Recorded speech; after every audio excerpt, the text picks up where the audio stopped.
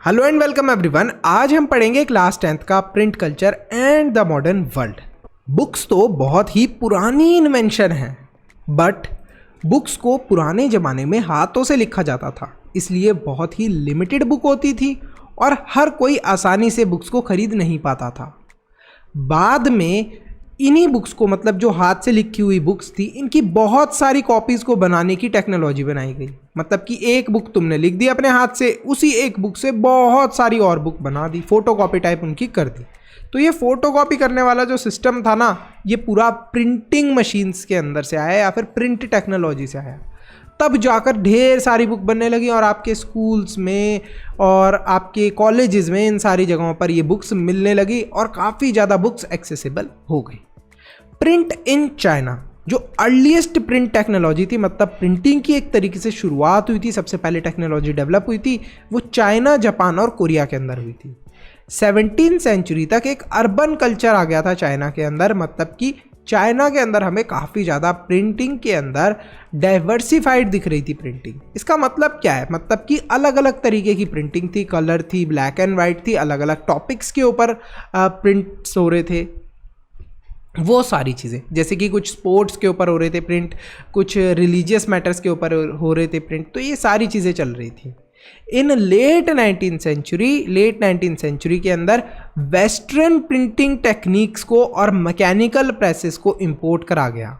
मतलब कि जो वेस्ट के अंदर, मतलब जो अंग्रेज वगैरह लोग हैं ना, वहाँ यूके वाले और अमेरिका वाले, जो वेस्ट वाले लोग हो गए, इन लोगों की जो टेक्नोलॉजी थी प्रिंटिंग वाली, उसको फाइनली चाइना ने क्या करा, उसको इंपोर्ट करा और फिर उसके इस्तेमाल से प्रिंटिंग करने लगे।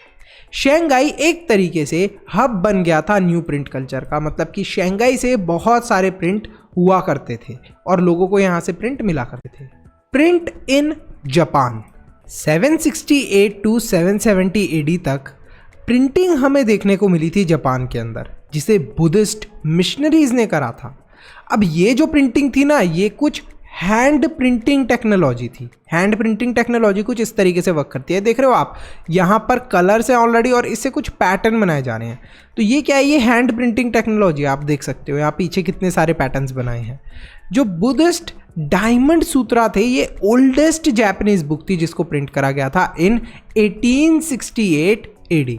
तो आप देख रहे हो कि जापान के अंदर कितने पहले से प्रिंटिंग आ चुकी थी। फिर प्रिंटिंग इंट्रोड्यूस होती है यूरोप के अंदर। 11th सेंचुरी के अंदर यूरोप के अंदर पेपर आता है और ये पेपर आया था चाइना से सिल्क रूट के थ्रू।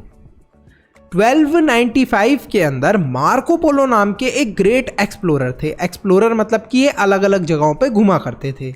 तो ये चाइना गए थे एक्सप्लोर करने के लिए। वहाँ पर जब इन्होंने एक्सप्लोर करा चाइना को, फिर ये वापस इटली के अंदर आए। जब ये इटली के अंदर वापस आए, तब इन्होंने बताया कि चाइना के अंदर तो प्रिंट टेक्नोलॉजी आ गई है, लोग प्रिंटिंग कर रहे हैं।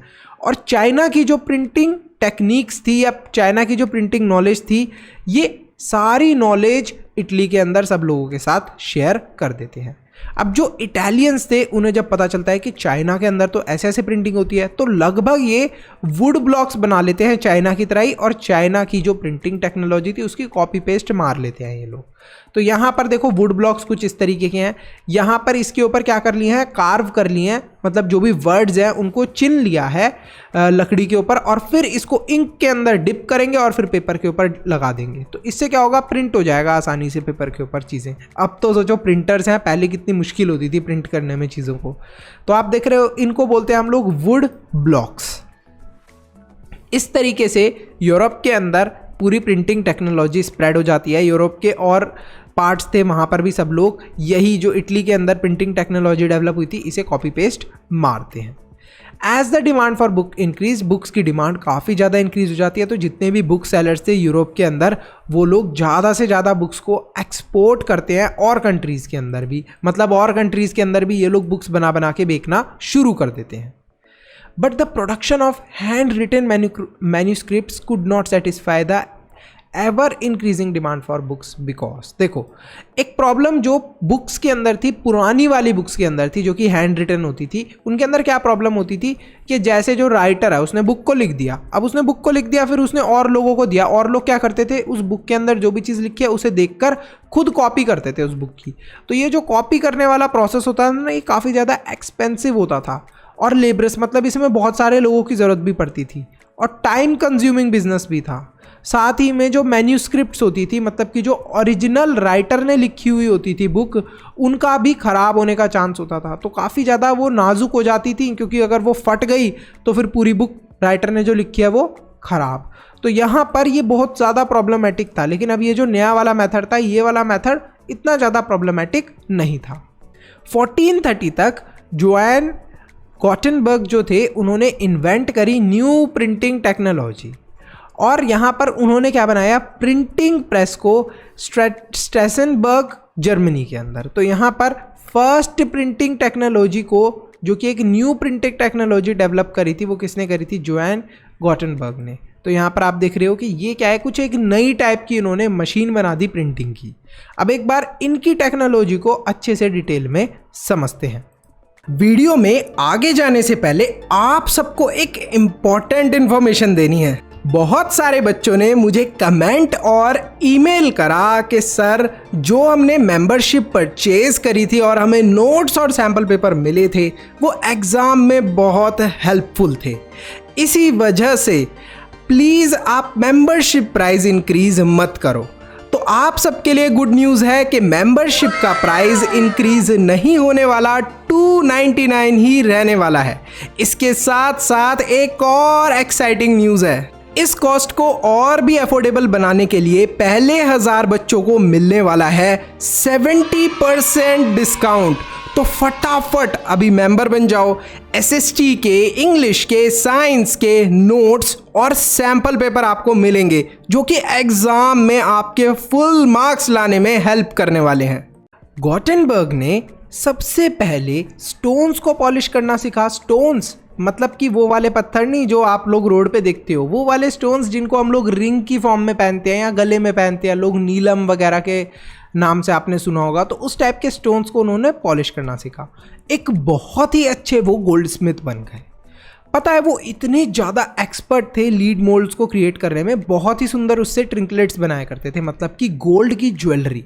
तो ये बहुत अच्छे गोल्ड स्मिथ थे, यानी कि सुनार बहुत अच्छे थे। और इन्होंने वही जो मोल्ड्स होते हैं, मोल्ड्स किसे बोलते हैं आप देखो, मोल्ड्स हम लोग बोलते हैं सांचों को। तो सांचे बनाए जाते हैं जिसके अंदर सोने को पिघला के डाला जाता है और फिर उससे सोने की ज्वेलरी बनती है। तो उस चीज़ का इन्होंने यूज़ करा, वहाँ पर कुछ ना कुछ इन्होंने दिमाग लगाया और दिमाग लगा के इन्होंने एक ऐसी टेक्नोलॉजी डेवलप करी जिससे कि प्रिंटिंग अच्छे से हो सके। अच्छा, प्रिंटिंग टेक्नोलॉजी को डेवलप करते समय इन्होंने जो पुरानी प्रिंटिंग टेक्निक्स थी उनका भी थोड़ी बहुत हेल्प ली और एक नई डिज़ाइन और इनोवेशन कर दी। बाय 1448 जो गॉटेनबर्ग थे, उन्होंने परफेक्ट सिस्टम बना लिया था प्रिंटिंग का, और उन्होंने जो फर्स्ट बुक प्रिंट करी वो थी बाइबल। तो फर्स्ट बुक जो उन्होंने प्रिंट करी थी वो कौन सी थी, बाइबल थी। बिटवीन 1450 टू 1550 प्रिंटिंग प्रेसेस पूरे यूरोप के अंदर अलग अलग जगह सेटअप होने लगी। अच्छा, अब आप बोलोगे कि पहले के लोगों को प्रिंटिंग के अंदर इतना इंटरेस्ट क्यों था? क्योंकि पहले ना ही फ़ोन थे, ना ही कंप्यूटर्स थे, तो लोग एंटरटेन कहाँ से होते थे? या तो लोग एंटरटेनमेंट के लिए कहानियाँ पढ़ते थे, अगर न्यूज़ चाहिए होती थी तो न्यूज़पेपर पढ़ते थे। अब ये सारी चीज़ें कहाँ से मिलेंगी? प्रिंटिंग प्रेस से। जब तक ये प्रिंट नहीं होंगी तब तक मिलेंगी कैसे? तो इस वजह से अलग अलग जगह यूरोप के अंदर प्रिंटिंग प्रेसेस सेटअप हुई। The print revolution and its impact. Printing presses की मदद से बहुत सारी किताबें प्रिंट हो रही थी। अब किताबें तो प्रिंट हो रही थी, साथ में लोग इन्हें पढ़ भी रहे थे। तो एक तरीके से एक नया कल्चर डेवलप हो रहा था जिसे हम लोग बोल सकते हैं रीडिंग कल्चर। लेकिन यूरोप के अंदर लिटरेसी रेट काफ़ी कम था। 20th सेंचुरी तक भी बहुत कम लिटरेसी रेट था। अब ये लिटरेसी रेट का मतलब क्या होता है? मतलब लोग बहुत कम पढ़े लिखे थे इस टाइम। तो जब पढ़े लिखे ही लोग नहीं है तो वो किताबें क्यों खरीदेंगे? तो एक तरीके से ये बहुत बड़ा हर्डल था इस रीडिंग कल्चर के लिए, मतलब कि पढ़ने वाले लोगों के लिए बहुत बड़ा हर्डल पैदा हो रहा था, प्रिंटिंग वाले लोगों के लिए बहुत बड़ा हर्डल पैदा हो रहा था, क्योंकि बुक तो प्रिंट हो रही थी लेकिन लोग पढ़ना ही नहीं जानते थे, तो लोग बुक क्यों खरीदते? इसी वजह से बहुत सारे प्रिंटर्स ने शुरू करा पब्लिश करना वो वाली बुक्स जिनको हम लोग बोलते हैं बलाड्स। अब ये जो बलाड्स है ये क्या होते हैं, इसके अंदर बहुत सारे सॉन्ग्स होते हैं, पोएम्स होती हैं लव के रिलेटेड, बहुत सारी फोक टेल्स मतलब कि कहानियाँ। ऐसी बुक्स के अंदर बहुत सारी इमेजेस यूज़ करी जाती थी जिससे कि लोग पढ़कर नहीं तो उन इमेजेस के थ्रू देखकर समझ ले चीज़ों को। तो इस तरीके से जो प्रिंटिंग कल्चर था इसके अंदर कोशिश करी गई कि लोग ज़्यादा से ज़्यादा बुक्स को खरीदें। Religious debate and the fear of print, एक डर का माहौल फैला हुआ था। अब ये डर क्यों था? डर इस चीज़ का था कि प्रिंटिंग के ऊपर किसी का भी कुछ भी कंट्रोल नहीं था, तो कुछ भी प्रिंट कर सकता था कोई भी। अगर किसी ने मान लो ऐसी चीज़ प्रिंट कर दी जिसकी वजह से लोग रिबेलियस हो जाए, मतलब एक दूसरे से लड़ाई झगड़ा करने लग जाए, राजा के खिलाफ हो जाए, तो क्या होगा? या फिर लोग इररिलीजियस हो जाएं, मतलब धर्म के अंदर विश्वास ही ना करें, मतलब बुक्स के अंदर कुछ ऐसी चीज़ें लिखी हों जिन्हें पढ़ के लोग ये सोचे कि धर्म वरम कुछ नहीं होता, सब बकवास होता है, तो ऐसे ना हो जाएं लोग। तो इस टाइप का डर फैलने लगा। 1517 के अंदर रिलीजियस रिफॉर्मर मार्टिन लूथर ने 95 थीसिस लिखी। इसके अंदर उन्होंने बहुत सारे जो रिचुअल्स थे, मतलब कि जो अनुष्ठान वगैरह होता है, जो पूजा पाठ करने का तरीका होता है, प्रैक्टिसेस होते हैं और रिचुअल्स होते हैं रोमन कैथोलिक चर्च के, उनको क्रिटिसाइज करा। बोला कि भाई इनके अंदर बहुत सारी प्रॉब्लम है और इन सारे रूल्स एंड रेगुलेशंस को चर्च के चेंज करना चाहिए। जब और लोगों ने इस चीज़ को पढ़ा तो बहुत सारे जो चर्च थे उन्होंने बोला कि हाँ, जो रोमन कैथोलिक चर्च है इसके जो भी रूल्स एंड रेगुलेशन है, यानी कि जो भी प्रैक्टिसेस और रिचुअल्स है, इनके अंदर बदलाव आना चाहिए। कुछ चर्चों ने बोला नहीं, जो रोमन कैथोलिक चर्च के अंदर रीति रिवाज चलते आ रहे हैं वो वैसे के वैसे ही रहने चाहिए, मतलब प्रैक्टिसेस और रिचुअल्स वैसे के वैसे रहने चाहिए। तो यहाँ पर आप देख रहे हो कि चर्च के बीच में, दो चर्चों के बीच में ही, अलग अलग चर्चिस के बीच में फाइट हो रही है। तो यहाँ पर ये चीज़ क्रिएट हुई बुक की वजह से। The reading mania 18th century के ख़त्म होते होते ये देखने को मिला कि यूरोप के अंदर कुछ ऐसी जगहें हैं जहाँ पर लिटरेसी रेट लगभग 60 to 80% हो गया है। मतलब वहाँ की जो जनता थी कुछ कुछ जगहों की, वो 60 to 80% पढ़ी लिखी थी, मतलब वो लोग आसानी से पढ़ सकते थे किताबों को। इंग्लैंड के अंदर पेनी चैप बुक्स काफ़ी ज़्यादा सेल होती थी, जिन्हें चैपमैन्स, यानी कि वो लोग जो कि किताबें बेचा करते थे वो थे चैपमैन्स, वो बेचा करते थे। अब इन बुक्स की खास बात क्या थी कि ये बुक्स सिर्फ पेनी की होती थी। अब पेनी एक तरीके से समझ लो 1 रुपये, जैसे अपने इंडिया में 1 रुपये होता है ना, इस तरीके से वहाँ पर समझ लो पेनी। तो पेनी मतलब कि 1 पेनी के अंदर बुक्स मिला करती थी। तो यहाँ पर आप देख रहे हो, और ये जो बुक को सेल करा करते थे पेनी वाली बुक को इन्हें बोलते थे चैपमैन। फ्रांस के अंदर बिब्लियोथेकिब्ल्यू जो बुक्स थी ये मिला करती थी। अब जो बिब्लियोथेकिब्ल्यू का मतलब है, इसका मतलब होता है ब्लू लाइब्रेरी। मतलब कि ये वाली जो बुक्स होती थी ना, ये काफ़ी ज़्यादा छोटी होती थी, इनका प्राइस बहुत सस्ता होता था, क्वालिटी भी बहुत पुअर होती थी। और इन बुक्स की खास बात यही थी कि ये जो बुक्स का कवर होता था ना, वो ब्लू कलर का होता था। इसीलिए ये जो वर्ड है ना बिब्लियोथेकिब्ल्यू, इसका मतलब ही यही होता है ब्लू लाइब्रेरी, मतलब वो वाली बुक्स जिनका कवर ब्लू कलर का होता है और वो वाली बुक्स बहुत ही सस्ती होती हैं, लो प्राइस की होती है, और प्रिंटिंग क्वालिटी भी और पेपर भी इनके अंदर बहुत पुअर होता है। न्यूज़पेपर और जर्नल्स के अंदर बहुत सारी इंपॉर्टेंट इंफॉर्मेशन होती थी अबाउट वॉर्स एंड ट्रेड। साथ ही में न्यूज़पेपर के अंदर ये भी बताया जाता था कि किसी जगह पर कितनी डेवलपमेंट हो रही है, मतलब अलग अलग जगहों के बारे में कि फ्रांस के अंदर इतनी डेवलपमेंट हो रही है, इंडिया के अंदर इतनी डेवलपमेंट हो रही है, ये सारी चीज़ न्यूज़पेपर के अंदर दी जाती थी। Print culture and the French revolution, कहीं हद तक प्रिंट कल्चर फ्रेंच रिवॉल्यूशन के लिए रिस्पॉन्सिबल है। अब प्रिंट कल्चर की हेल्प से क्या होने लगा, जो भी एनलाइटमेंट थिंकर्स थे उनके आइडियाज़ पॉपुलराइज होने लगे, मतलब कि जो भी उनके आइडियाज़ थे वो सब लोगों तक पहुंचने लगे। उन्होंने क्या करा, मतलब पर्चे के थ्रू या न्यूज़पेपर के थ्रू या बुक्स के थ्रू अपने जो भी आइडियाज़ होते थे कुछ लोगों के, वो लिखते थे और उनके आइडियाज़ फिर और लोगों तक पहुँचे। अब किस टाइप के आइडियाज़ होते थे ये हम अभी थोड़ी देर में देखने वाले हैं। प्रिंट कल्चर की वजह से ही डायलॉग और डिबेट भी देखने को मिली। तो डायलॉग और डिबेट आप जानते हो क्या होता है। डिबेट के अंदर जनरली हमें देखने को मिलता है, जैसे हमने एक डिबेट का टॉपिक रख दिया कि होमवर्क, होमवर्क मिलना चाहिए या नहीं मिलना चाहिए, तो कुछ लोग उसके फेवर में बात करेंगे, कुछ लोग उसके अपोजिशन में बात करेंगे। फिर हम दोनों की चीज़ें समझेंगे कि हाँ भाई अच्छी चीज़ें क्या है होमवर्क मिलने की और गलत चीज़ें क्या है होमवर्क मिलने की। तो ये सारी चीज़ें डेवलप हुई प्रिंट कल्चर की वजह से। अच्छा 1780s के अंदर क्या हुआ कि जो लिटरेचर था उसने डायरेक्टली रॉयल्टी को मॉक करा। अब रॉयल्टी कौन होते हैं? राजा वाजा लोग होते हैं ना, इन लोगों का एक तरीके से मजाक उड़ाया या फिर इनके खिलाफ चीज़ें बोली, उनको क्रिटिसाइज करा, उनकी निंदा करी। तो यहाँ पर ये बोला गया कि जो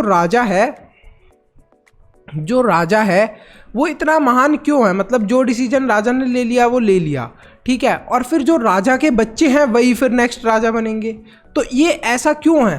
तो ये सारी चीज़ों को लेकर लोगों ने अपोजिशन उठाई और लोगों ने बोला कि राजा क्या है, जो भी राजा है इसको हटा देना चाहिए और जो भी हमारा रूलर होगा उसको पब्लिक चूज करेगी वोट करके। तो ये सारी चीज़ें फ्रेंच रिवॉल्यूशन के दौरान हुई थी और प्रिंट कल्चर इसके लिए बहुत ज़्यादा रिस्पॉन्सिबल था।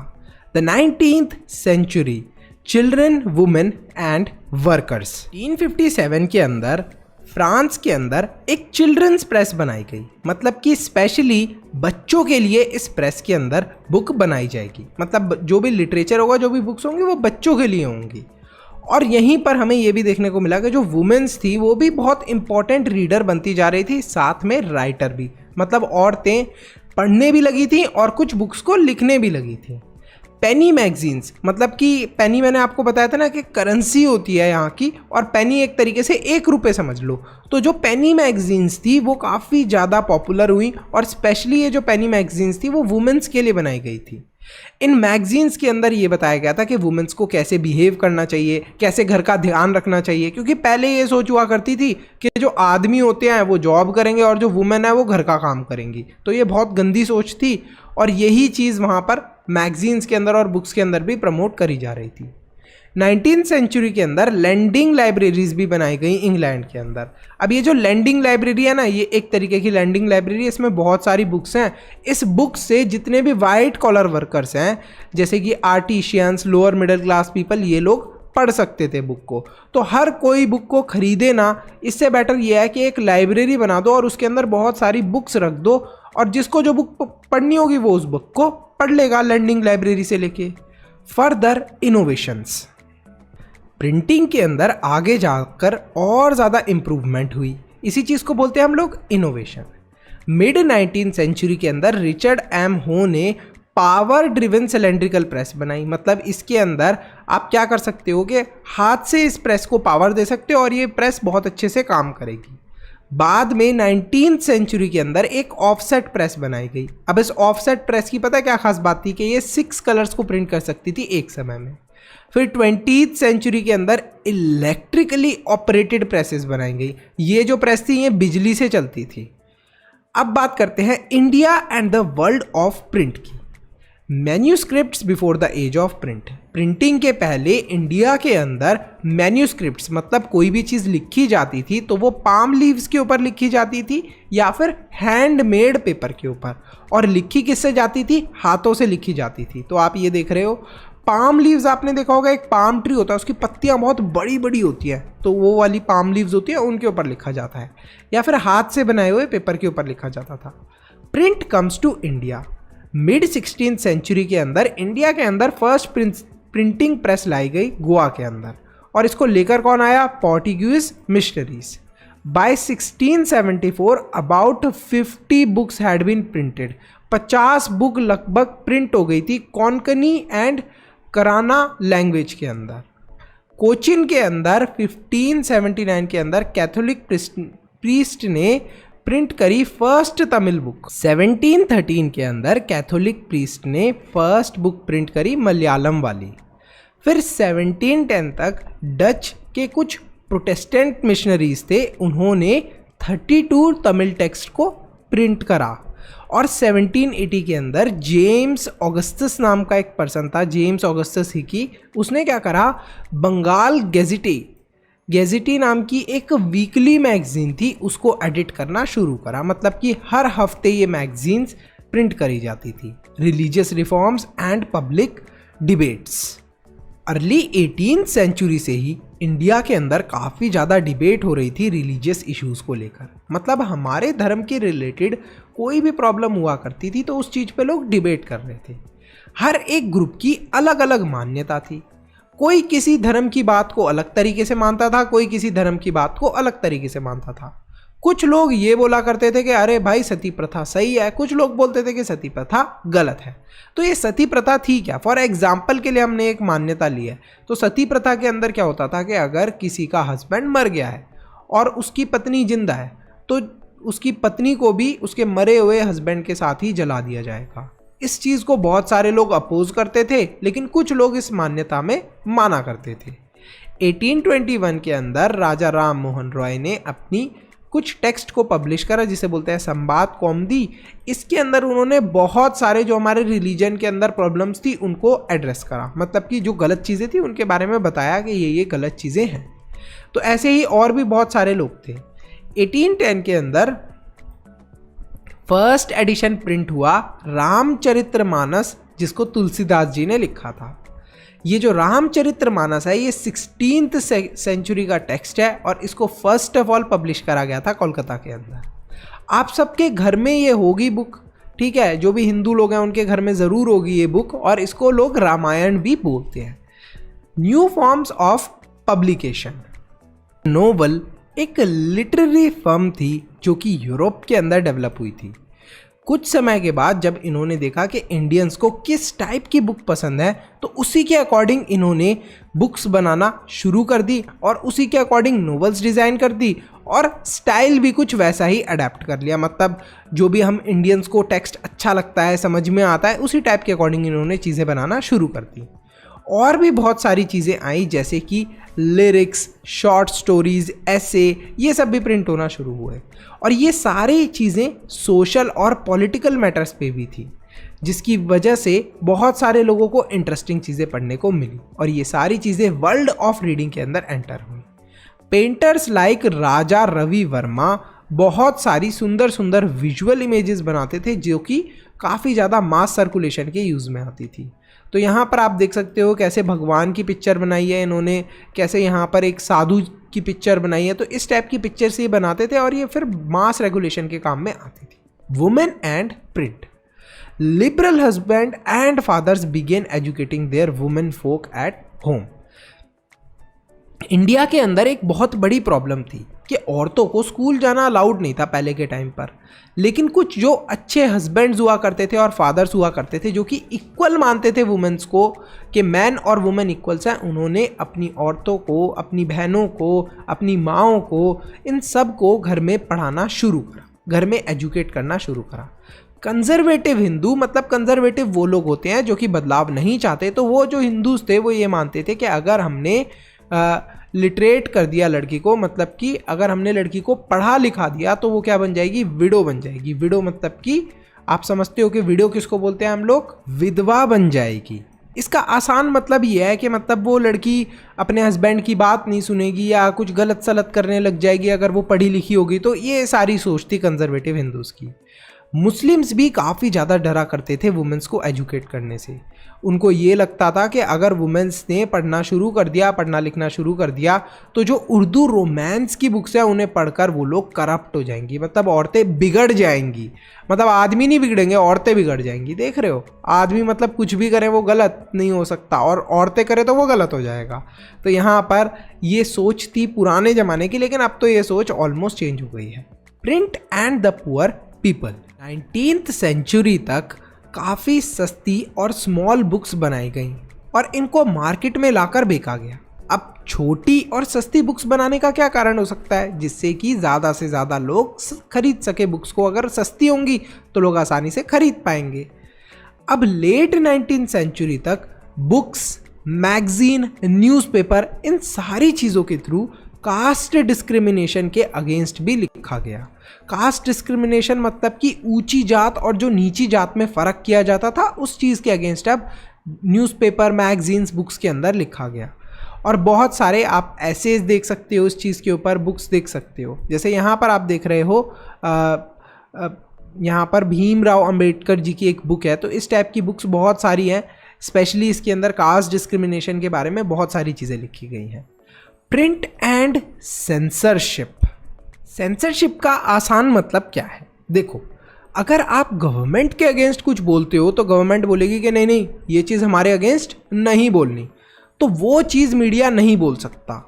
लेकिन 1798 के अंदर कॉलोनियल स्टेट यानी कि जो ईस्ट इंडिया कंपनी थी उसके ऊपर कुछ भी फर्क नहीं पड़ता था और वो लोग सेंसरशिप को लेके बिल्कुल भी चिंता में नहीं थे। मतलब कि हमारे मीडिया के अंदर, हमारे न्यूज़पेपर्स के अंदर, मैगजीन्स के अंदर उनके बारे में कुछ भी लिखा जा रहा है उससे उनके ऊपर कोई भी फर्क नहीं पड़ता था। लेकिन 1820s के अंदर कोलकाता सुप्रीम कोर्ट ने एक रेगुलेशन पास करी जिसके अंदर जो कॉलोनियल गवर्नमेंट थी वो प्रेस को कंट्रोल कर सकती थी, मतलब जो भी मीडिया था उसे कंट्रोल कर सकती थी। अब मीडिया को क्यों ये लोग कंट्रोल करना चाहते थे अंग्रेज? जिससे कि मीडिया कुछ भी इनके खिलाफ गलत ना लिखे। अब जो भी ये गलत काम करते थे, मतलब कि हम इंडियंस के ऊपर जो भी अत्याचार करते थे, वो सारी चीज़ अगर कोई भी मीडिया लिखने की कोशिश करता था तो उसके ऊपर ये कोर्ट के जजमेंट के थ्रू कोई ना कोई एक्शन ले लेते थे, उसको जेल में डाल देते थे, नहीं तो कुछ ना कुछ उसके साथ गलत सलत कर देते थे। तो इस तरीके से जो अंग्रेज थे वो प्रेस को कंट्रोल करते थे, सेंसरशिप करते थे, मतलब कि जो भी अच्छी अच्छी बातें हैं वही लिखवाते थे और गलत चीज़ों को हटवा दिया करते थे।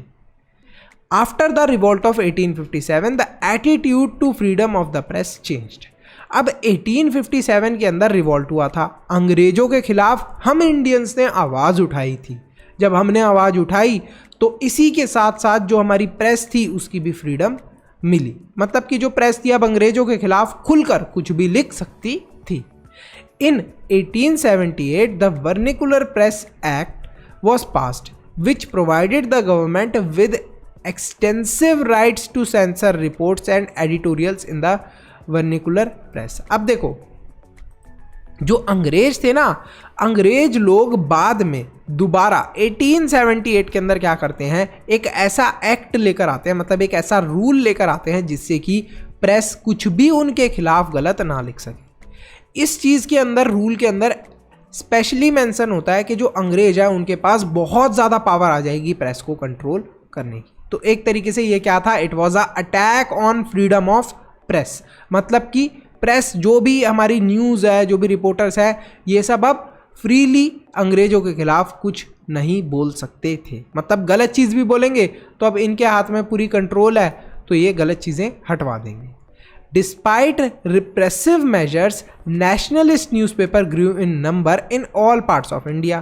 अब अंग्रेजों ने हम इंडियंस को बहुत दबाने की कोशिश करी, सेंसर करने की कोशिश करी, लेकिन फिर भी बहुत सारे ऐसे नेशनलिस्ट न्यूज़पेपर थे, मतलब वो न्यूज़पेपर जो कि हमारे देश के हित में बात करा करते थे, अंग्रेजों की पोल खोला करते थे, वो फिर भी बढ़ते गए और लोग उन्हें खरीदते गए।